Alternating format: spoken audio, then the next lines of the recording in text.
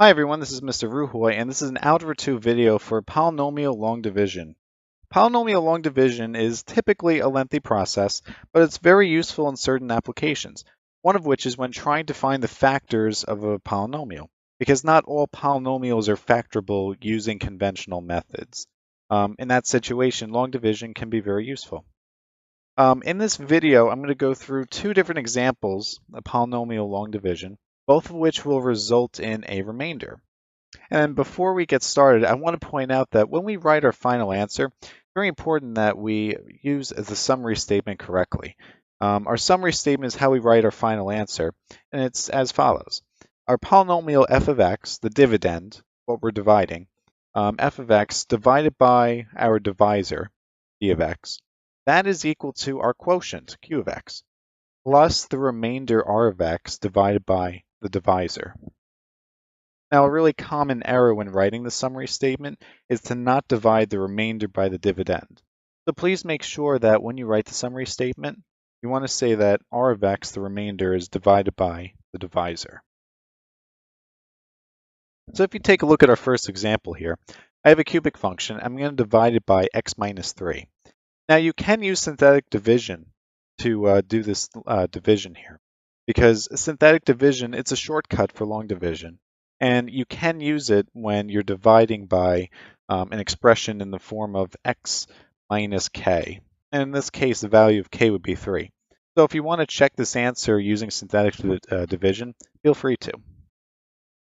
One thing I want to say is that when we set up our long division problem, we need to include a coefficient of 0 for the x to the first term. Because if you look at the original polynomial, the dividend, there's no x to the first power term.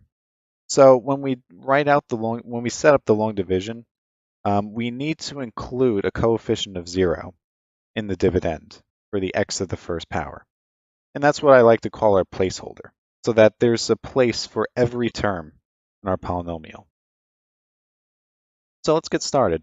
First thing we want to do is we want to take the first term, negative x cubed, and divide it by the first term of our divisor. So we're dividing the first terms. And that's going to result in a negative x squared. I'm going to place that right above the 4x squared so that all the x squared terms line up. Next, I'm going to take that negative x squared and multiply it by the divisor. That's going to give me the next line in our process here.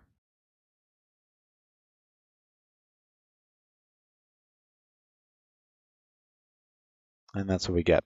So that I'm going to place down here.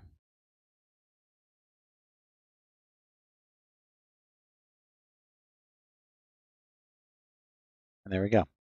Now this line I just drew means that we're going to do subtraction. And if we're subtracting negative x cubed plus 3x squared, then we have to distribute the negative to it, which means that all these signs are going to change from negative to positive and positive to negative. So we have to switch all the signs. Now we can combine like terms. So we get 0, we get x squared, we get a 0x, so I'm not going to place anything there, but then this 9 is going to come down. And now we repeat the process. We divide the first terms, the x squared from our new line, and the first term x from the dividend. I'm sorry, the divisor. That gives us x, which I'm going to place up here as part of the quotient. And we're going to take x and multiply it by the divisor, giving us x squared minus 3x. And that's going to go over here.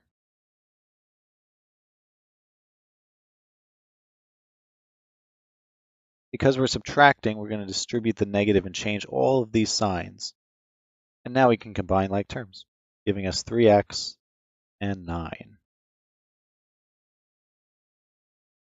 So now we divide the first terms once more. That gives us a 3. And that 3 goes here. And now I'm out of room up there. So that's our final quotient. The quotient as part of our final answer. But we need to continue the process a little bit more so that we can get our final remainder. So we're going to take the 3, multiply it by the divisor, get 3x minus 9.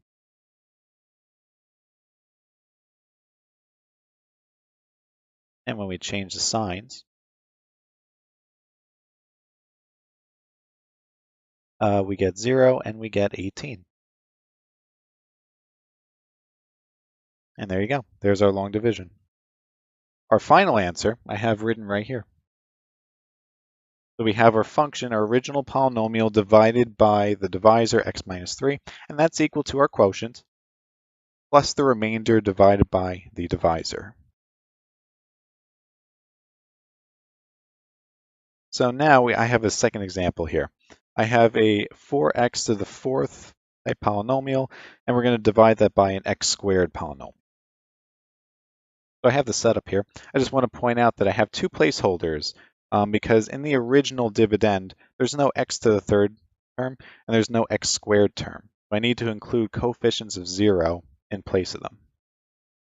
So now let's get started. We're going to divide the first terms. I'm going to take our 4x to the fourth and divide it by x squared, giving us 4x squared. And that's going to go right up here. Now we need to take our 4x squared, multiply it by the divisor.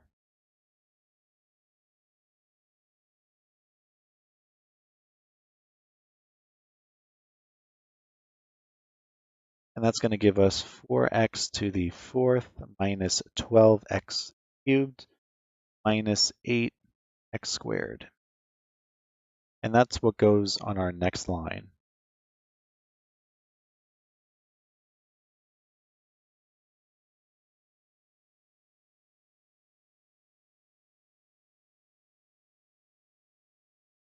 And because we're because we're subtracting, we're going to distribute negative and change all of these signs.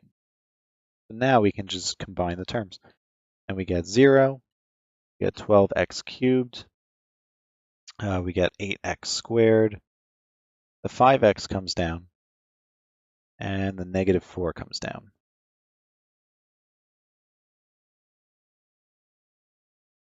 Now we're going to divide our first terms, the 12x cubed, divide that by x squared.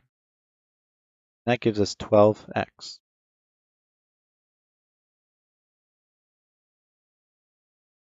We're going to take our 12x and multiply it by the divisor.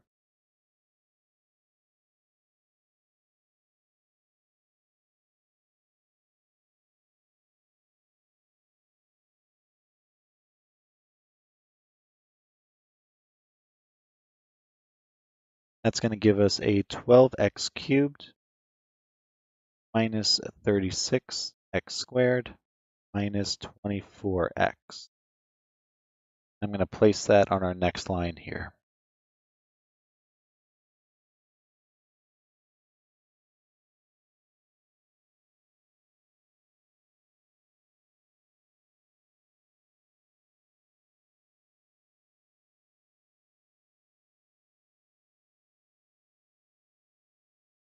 So, because we are subtracting, we need to distribute the negative and change the sign of each of these terms.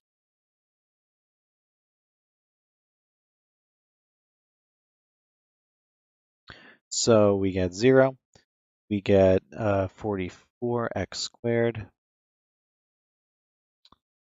we get 29x, and minus 4. Now we continue and divide the first terms again. We get 4x squared and divide that by x squared, giving us a positive 44. And that's finally our quotient, because there's no more room left for terms up in the quotient. So that is our quotient. Now we need to continue this process, though, just so we can figure out what the remainder is. So to do that, we do 44 times our divisor. That gives us 44x squared minus 132x minus 88. So we got a positive 44x squared minus 132x minus 8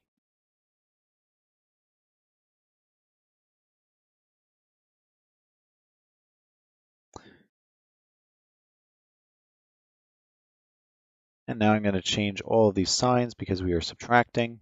We're distributing a negative to each of them. So finally, we get 0. We get 161, and then we get a 84. Okay? And now we can't do any more division because we ran out of room with our quotient as all the terms for our quotient. And our final answer is written as this right here. All right, thank you for watching. I hope this helped. Take care. Thank you.